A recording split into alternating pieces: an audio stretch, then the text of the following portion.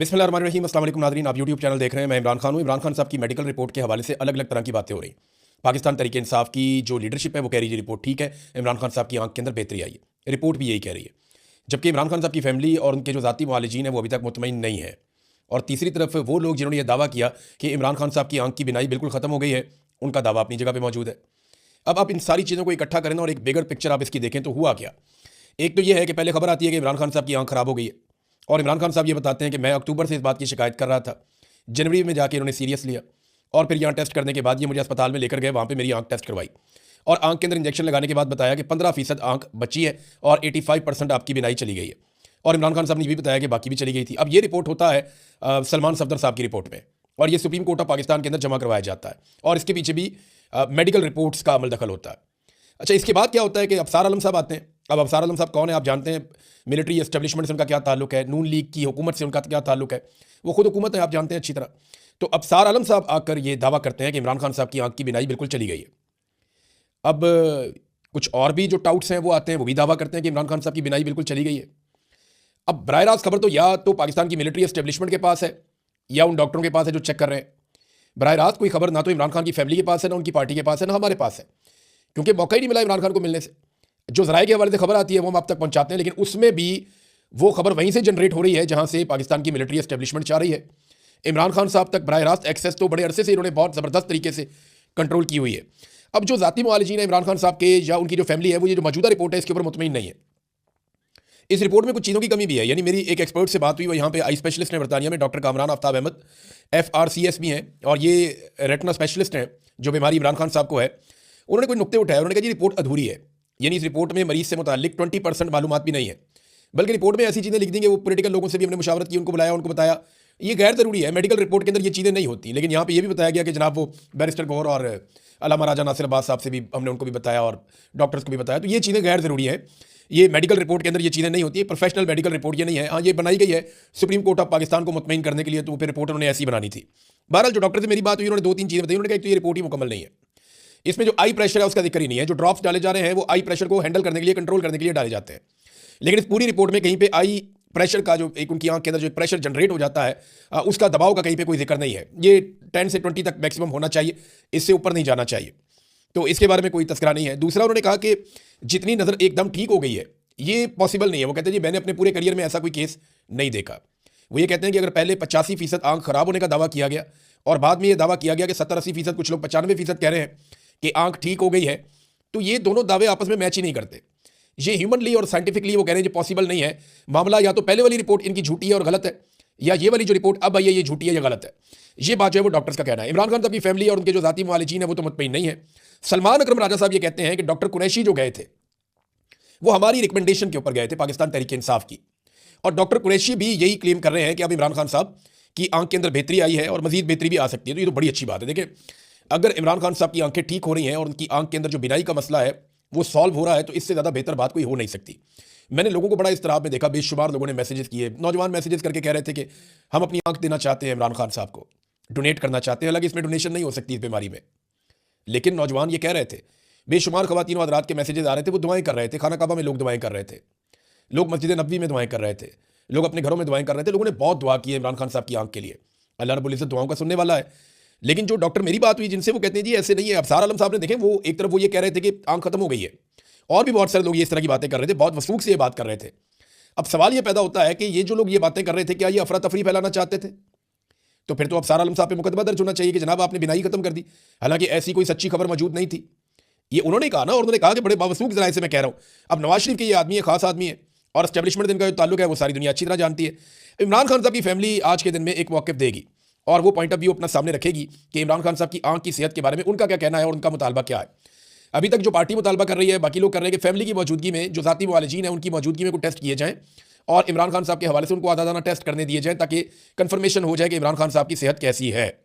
बहरहाल अब क्योंकि पूरा निज़ाम हुकूमत कंट्रोल कर रही है तो हुकूमत ही जानती है। लेकिन एक बात तो कंफर्म हो गई है कि इमरान खान साहब की आंख ख़राब ज़रूर हुई थी, और ये बात भी कंफर्म हो गई है कि ये जो आंख ख़राब हुई है ये हुकूमत और पाकिस्तान की मिलिट्री एस्टेब्लिशमेंट की मिली भगत से ख़राब हुई है।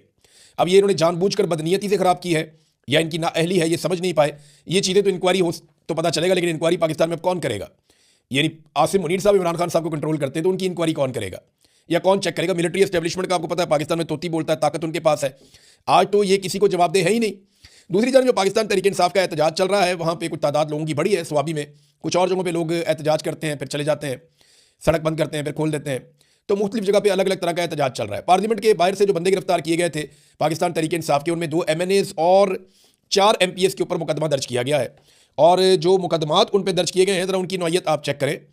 जो MNAs हैं और MPs हैं, उनके पास इक़दाम कत्ल के, दहशतगर्दी के और पुलिस एहलकारों पर फायरिंग के, यानी रेड जोन में फायरिंग हो गई, किसी को पता ही नहीं चला, हंगामा आराई, पुलिस एहलकारों पर फायरिंग, असला छीन लिया, संगीन नतायज की धमकियां, इक़दाम कत्ल, दहशतगर्दी। ओ भाई ये कौन से वाक़यात हो गए इस्लामाबाद में जिसका किसी को पता ही नहीं चला? रेड जोन के अंदर फायरिंग हो जाती है और किसी को पता ही नहीं चलता। ऐसे बेवकूफ़ हैं, मुकदमा बनाते हुए भी नहीं सोचते, वो बनी बनाई तहरीरें पड़ी हैं, पकड़ के बंदों के नाम डाल देते हैं। अब उसके अंदर जो MNA शफकत ऐवान है, पता चला जी वो भी इसके अंदर है, MNA उमर असलम वो भी इसके अंदर है, और कुछ MPs हैं जिनमें रिफत शाह, सरफराज डोगर, मलक असद और तैयब राशिद, ये 6 लोग गिरफ्तार हुए पाकिस्तान तहरीक इंसाफ के। इनके ऊपर जनाब मुकदमात डाल दिए गए हैं। अब नाज़रीन, पाकिस्तान तहरीक इंसाफ की ना एक बड़ी अजीब सिचुएशन बन गई है। एक तो देखिए वो एहतजाज कर रहे हैं, वो एहतजाज जिस तरह का कर रहे हैं वो एहतजाज में गिना ही नहीं जाता। यानी पार्लियामेंट हाउस के अंदर जाकर बैठे हुए हैं वहाँ पे और कह रहे हैं जी हमारा धरना है। अब इस तरह का धरना तो हमने पाकिस्तान की सियासी हिस्ट्री में नहीं देखा।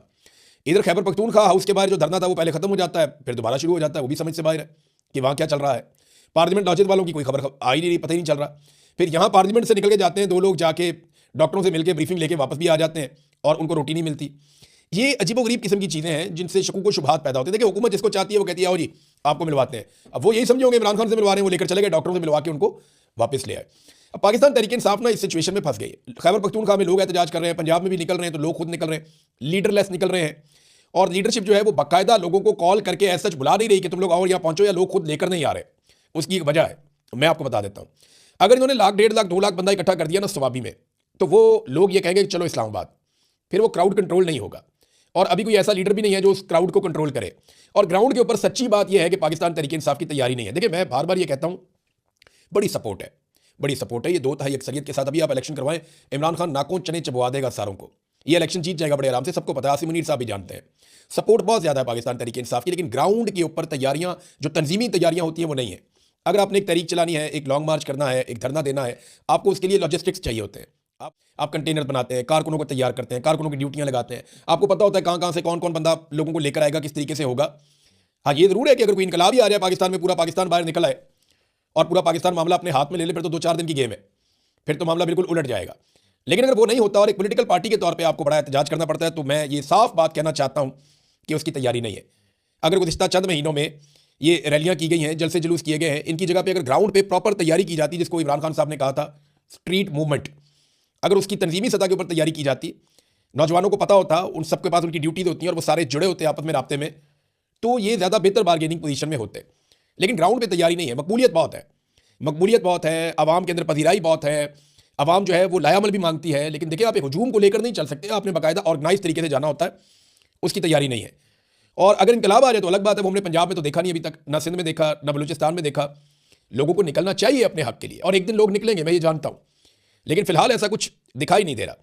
मेरे ख्याल में पाकिस्तान तहरीक इंसाफ को या सुहेल अफरीदी को, उनके बाकी लोगों को किसी भी ट्रैप में आने की बजाय अपनी स्ट्रीट मूवमेंट की तैयारी को तेज़ करना चाहिए। अभी तो ये मुतालबा है। और देखें एक और पंगा पड़ गया, फैमिली और पार्टी, ये ऐसा लगता है बज़ाहिर आमने सामने आ गए। और ये जो पार्लियामेंट के अंदर इनकी सारा दिन बहस होती रही है, मस्जिद के अंदर बैठ के इन्होंने मीटिंग की है, वो यही की है ना कि जनाब पार्टी को कंट्रोल कौन करेगा, फैसले कौन करेगा। तो देखें सादी बात है, जो सियासी फैसले वो सियासतदानों ने करने हैं, वो इमरान खान की फैमिली तो नहीं कर सकती। वो तो बहुत ही गैर सियासी किस्म के लोग हैं, उनको तो इतना आइडिया भी नहीं है। तो ये फैसले तो सियासतदानों ने करने हैं, जो तजर्बाकार सियासतदान है। महमूद अचकज़ई साहब हैं, अल्लामा राजा नासिर अब्बास साहब हैं, असद कैसर साहब हैं, बाकी लोग हैं। इन्होंने ये, बैरिस्टर गौहर हैं, सलमान अकरम राजा, इन लोगों ने ये फैसले करने हैं कि किस तरफ जाना है, एहतजाज कैसे होगा और सियासी फैसले क्या होंगे।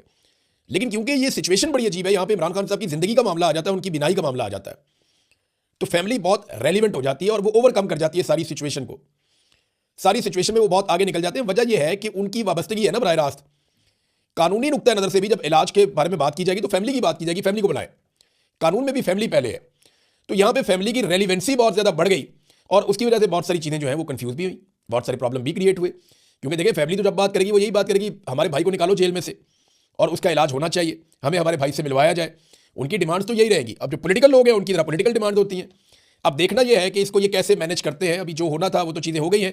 आज इमरान खान साहब की फैमिली स्टेटमेंट देगी, देखते हैं उनका स्टेटमेंट क्या आता है। इमरान खान साहब की उनके बेटों से सिर्फ बातचीत करवाई गई है और देखिए ना, बेटों से जब बातचीत की तो नईम हैदर पंजूता साहब हो या बाकी लोगों ने बताया कि इमरान खान ने अपने बेटों को बताया कि उनकी आंख मुतासर हुई है।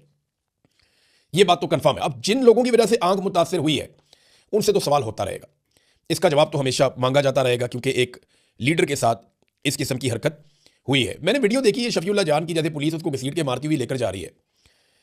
यानी किसी वजीर इत्तलात को क्या ऐसे पुलिस घसीट के मारते हुए लेकर जा सकती है?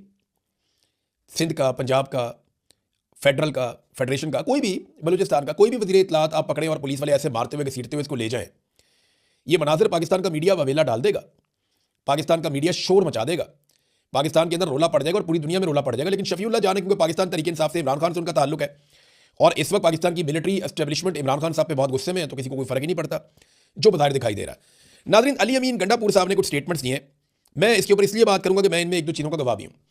गंडापुर साहब ने कहा कि मोहसिन नकवी की तारीफ की कि जितनी कोशिश उसने की मोहसिन नकवी ने इमरान खान को छुड़वाने की, उतनी कोशिश किसी ने भी नहीं की। ये तो ज़रा ज़्यादा बोल गए। गंडापुर साहब की अपनी कोशिश मोहसिन नकवी से ज़्यादा है और इमरान खान साहब की पार्टी में बेशुमार लोग ऐसे हैं जिन्होंने बहुत कोशिश की इमरान खान साहब को छुड़वाने की। मोहसिन नकवी की कोशिश, यानी वो एग्जैक्ट जगह पे, वो एक्चुअली कहना ये चाह रहे हैं कि जिस जगह मोहसिन नकवी ने बात की वहाँ कोई नहीं कर सका। गंडापुर साहब शायद ये कहना चाह रहे हैं। देखिए, एक तो ज़हन में रखें कि पंजाब की जो निगरान हुकूमत थी वो मोहसिन नकवी के पास थी और मोहसिन नकवी आसिम मुनीर साहब के सके हैं, बहुत प्यारा ताल्लुक।